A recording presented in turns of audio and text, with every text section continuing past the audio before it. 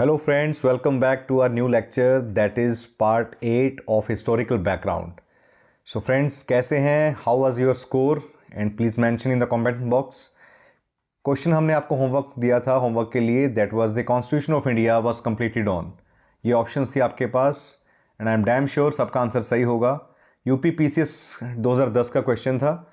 Answer was B, that was the 26 November. कल हम already discuss कर चुके हैं.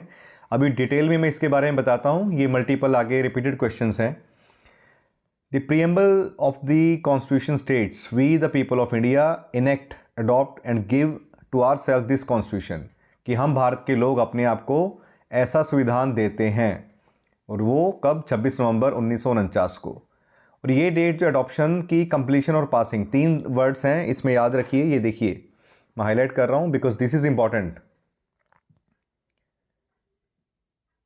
ये एडॉप्शन, कंप्लीशन एंड पासिंग, जहाँ पे आपको ये वर्ड्स दिखाई दें तो जस्ट अंडरस्टैंड कि यहाँ पे 26 नवंबर 1949 की बात हो रही है. अब इस डे पे क्या हुआ था कि कुछ प्रोविजंस वो दिए गए थे, citizenship, interim parliament and emergency, that came into force. Rest of the provisions, जो बाकी प्रोविजंस थे, वो 26 जनवरी 1950, 26 जनवरी 1950 को लागू कर दिए गए and our constitution came into force. तब हमारा प्रॉपर एनफोर्समेंट डेट थी वो कॉन्स्टिट्यूशन की, जिस दिन हम रिपब्लिक डे सेलिब्रेट करते हैं. हर साल आप देखते होंगे DD1 पे ज़बरदस्त परेड आती है सारे आर्म फोर्सेस की, पैरामिलिट्री फोर्सेस की, एट्सेट्रा. तो फ्रेंड्स अब डिफरेंस समझिए इसमें क्या है. देखिए, जब अगर आप कोई न्यू ऑर्गेनाइजेशन स्टार्ट करें, फॉर एग्जांपल हमारी फील्ड की बात करें, अगर किसी ने इंस्टीट्यूट स्टार्ट करना है तो वो वहाँ पे बेसिक फीचर्स के साथ स्टार्ट करेगा कि उसके पास एक बोर्ड होगा, एक मार्कर है, स्टूडेंट्स हैं और एक रिसेप्शनिस्ट है. That's all basic features. Slowly उसके बाद वो प्रॉपरली इम्प्लीमेंट होके फुल एग्जिस्टेंस में आएगा जब वहाँ पे सारे अलग अलग डिपार्टमेंट्स होंगे. HR है, बाकी स्टूडेंट्स को मैनेज करने के लिए सुपरवाइज़र है एंड पियोन है. So many things are there. तो इसी तरह हमारा संविधान था. जब ये पास हुआ तो ये basic feature 3, citizenship, interim parliament and emergency. बाकी फीचर्स जो थे वो बाद में इंप्लीमेंट किए गए और इसीलिए उसको कहा जाता है कि इट केम इनटू फोर्स, और हम सेलिब्रेट करते हैं 26 जनवरी 1950 को as a republic day. Next question friends, first question of this session, that is question number 80. Indian Constitution was adopted by Constituent Assembly. No need to waste time. We know the answer. That is A. 26 November. BPSC Bihar PCS का question है 1990 का. Next is 81. Again repeated question. Constitution of India adopted on which date? B answer is 26 November 1949. Same. MP PCS. अब यहाँ से अब ये देख लीजिए कितना रिपीटेड क्वेश्चन है. 1990 से लेके 2010, 20 साल तक भी ये क्वेश्चन बार बार रिपीट हो रहा है. नेक्स्ट, और बहुत सिंपल बॉलर पे भी सचिन जैसा प्लेयर भी 0 पे डक आउट हो जाता है. तो इसीलिए डोंट टेक इट लाइटली कि मुझे पता ही है. बहुत ब्रीक चीज़ें, पासवर्ड है, अडॉप्टेड वर्ड है, इनको ध्यान रखें, नोट करें ताकि सिली मिस्टेक एग्जाम में ना हो. Question number 82, again same question. Constitution of India came into force.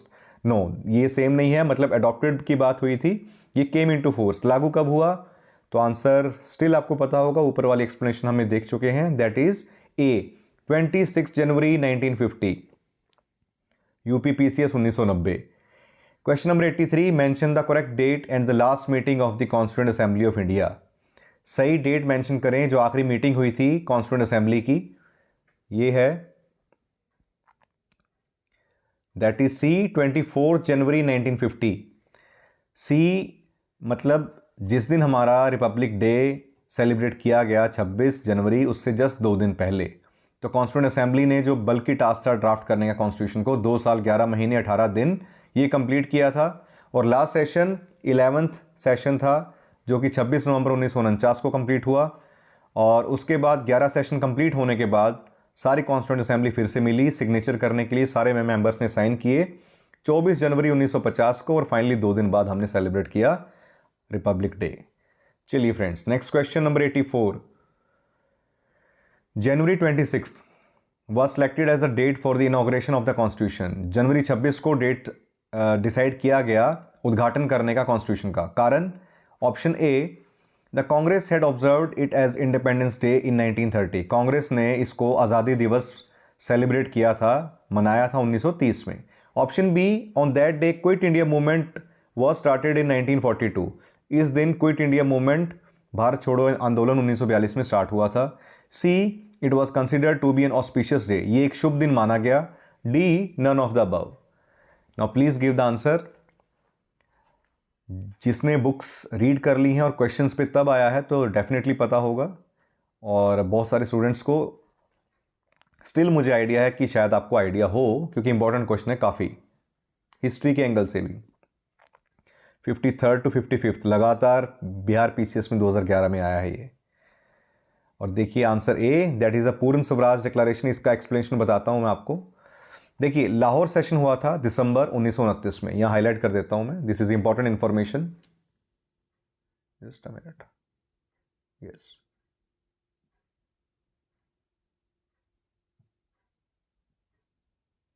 एक सेकंड प्लीज।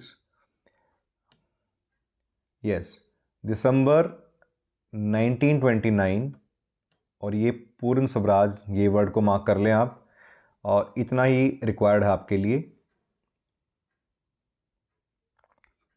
यस, अब उसके बाद देखें आप आगे, जनवरी एज इंडिपेंडेंस डे, 26 जनवरी को फिर उन्होंने एक्सप्लेन किया कि आप इंडिपेंडेंस डे सेलिब्रेट करें, क्योंकि दिसंबर 1929 में सेशन हुआ, और फिर कांग्रेस ने, इंडियन नेशनल कांग्रेस ने लोगों से अपील की कि आप 26 जनवरी को इंडिपेंडेंस डे ऑब्जर्व करें। इसके बाद कांग्रेस पार्टी ने रेगुलरली हर साल 26 जनवरी को आज़ादी दिवस मनाया। और फिर क्या हुआ कि जब न्यू कॉन्स्टिट्यूशन बना इंडिया का, तो जब ड्राफ्ट कंप्लीट हुआ तो इस चीज़ को इंपॉर्टेंस दी गई कि मैंडेट किया गया कि भाई 26 जनवरी 1950 को, उस दिन को याद रखते हुए कि इतने सालों की हमारी स्ट्रगल है, करीब करीब 3 दशक, 1929 से लेकर 1950, 3 दशक की स्ट्रगल है, तो उस डेट की इंपॉर्टेंस को हम याद रखें, और तब ये 26 जनवरी का आया। तो फ्रेंड्स कमेंट बॉक्स में बताएं कि किस किस को ये पता था कि 26 जनवरी 26 को ही क्यों डिसाइड किया गया, किसको ये इसके बारे में आइडिया था। Please mention, that will be very appreciable. 85th Indian constitution was adopted by, Indian constitution किसने अडॉप्ट किया? Constituent assembly A, B British parliament, C governor general, D Indian parliament. Yes friends, अब पूरी रामायण देख चुके हैं, अब आप ये नहीं कहेंगे सीता माता कौन है, तो आंसर आपको पता होगा इसका, that is A, constituent assembly. 39th Bihar PCS में आया क्वेश्चन। कॉन्स्टिट्यूएंट असेंबली अडॉप्ट की गई थी 11th सेशन, और तब कब? 26 नवंबर 1949 को। Question number 86, constitution was adopted by the constituent assembly on which date? हाँ जी, अडॉप्टेड वर्ड आया, फिर से ध्यान, क्यों मैंने हाईलाइट किया था, दैट इज 26 नवंबर 1949। देखने की जरूरत नहीं है हमें, आंसर इज सी। चलिए आगे, question number 87, constitution of India was enacted on 26 November 1949 by, again the same question, that is constituent assembly. चलिए फ्रेंड्स आगे चलते हैं, that is question number 88, constitution of India was adopted and enacted on, again the same 2 words. हद हो गई, ये तो इतना ज़्यादा क्वेश्चन, एक ही क्वेश्चन बार बार रिपीट है, और अलग अलग एग्जाम्स में आया है, यहाँ पे भी देखिए झड़ी लगी हुई है इसकी एग्जाम्स में। चलिए आगे चलते हैं, constitution day, very very interesting question. Constitution day किस दिन कहा जाता है? ऑप्शन ए 26 अक्टूबर, ऑप्शन बी 26 नवंबर, ऑप्शन सी 26 जनवरी, ऑप्शन डी 15 अगस्त। बताएं दोस्तों, ये क्वेश्चन जो आंसर देगा कि जिसको पहले से पता है, आई विल रियली अप्रिशिएट। थोड़ा सा ट्रिकी क्वेश्चन है, and answer is, that is B 26 November, क्योंकि 26 जनवरी को हम रिपब्लिक डे सेलिब्रेट करते हैं। 15 अगस्त तो सबको पता ही है, इंडिपेंडेंस डे, आज़ादी दिवस। तो स्वतंत्रता दिवस, हिंदी थोड़ी सी 10th तक हमने पढ़ी है पंजाब बोर्ड में, और बेसिकली हरियाणा से हूँ, तो इसीलिए हिंदी की कोशिश ज़रूर रहती है, तो उतनी फ्लुएंसी नहीं है, बट एटलीस्ट आपका काम बेहतरीन चलेगा। चलिए फ्रेंड्स आगे चलते हैं। Some of the provisions of the constitution came into force, ये सब चीज़ें ऑलरेडी बता चुका हूँ, let's not waste time. Question number 90, B R Ambedkar was elected to the constituent assembly from? हाँ जी, ज़बरदस्त क्वेश्चन, शानदार क्वेश्चन। बी आर अम्बेडकर कौन सी कॉन्स्टिट्यूएंट असेंबली में कहाँ से सिलेक्ट किए गए थे, कहाँ से इलेक्ट हुए थे, चुनाव उनका कहाँ से हुआ? Option A West Bengal, B Bombay Presidency, C middle India, D Punjab. Yes friends, give the quick answer, and answer is that is B, Bombay. Yes, preliminary election हुए थे 1946 में। डॉक्टर अंबेडकर इलेक्टेड कहाँ से हुए थे? Eastern part of undivided Bengal. जब बंगाल का बंटवारा नहीं हुआ था उसका पूर्वी भाग से इनका चुनाव हुआ। बाद में ये हिस्सा पाकिस्तान बन गया, पाकिस्तान का हिस्सा बन गया, और Ambedkar was elected as a member of constituent assembly from Pune seat. Pune seat थी बॉम्बे प्रेसिडेंसी की, पुणे सीट, वहाँ से इनका चुनाव हुआ। वो वैकेंट हुई जब एम.आर. जायकर ने रेजिग्नेशन दिया, विच वॉज वैकेंट।